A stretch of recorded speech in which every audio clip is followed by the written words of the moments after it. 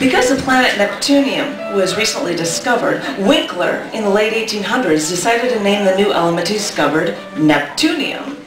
But another element already tried to lay claim to that name, and still another element got the name Neptunium. So Winkler decided to name his newfound element Germanium, from Latin Germania, in honor of his homeland. Germanium is known for its high refraction, along with its low optical dispersion, making it perfect for things like wide-angle camera lenses. But it's also used for microscopy and the core part of optical fibers. And yeah, I could go on about silicon germanium alloys used in semiconductors and new circuitry, fiber optics, infrared optics, electronics, metallurgy, and chemotherapy.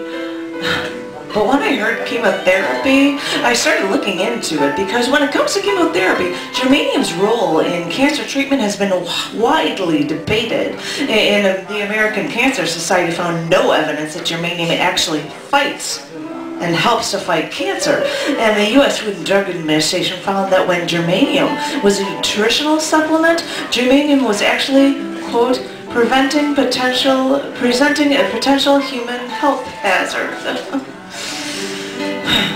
And I'm sorry, when I hear germanium, I think Germania, and I know that Germania is a Greek and Roman geographic term for the region, but it still makes me think of the world capital, Germania, with Adolf Hitler's vision for a future of Germany, with the projected renewal of the German capital Berlin during the Nazi reign. And Albert Speer, the first architect of the Third Reich, and probably the only architect, produced many of the plans for a rebuilt city, but only a fraction were realized. The Berlin Olympic Stadium in the 1936 Summer Olympics was built. Speer also designed a new chancellery with a hall twice as long as the Hall of Mirrors in the Palace of Versailles, but the second chancellery was destroyed by the Soviet Union in 1945, and almost no other buildings planned for Berlin and Hitler's Germania were ever built.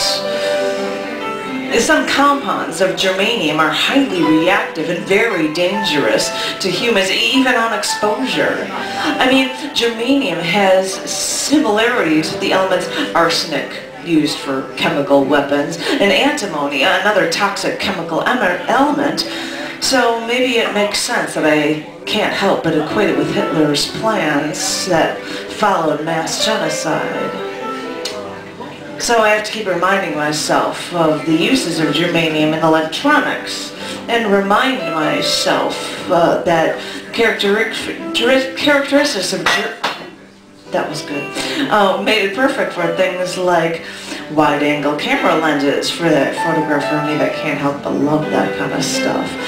Because although germanium may have some very bad connections, it can also do things to help us out so much in our lives as well.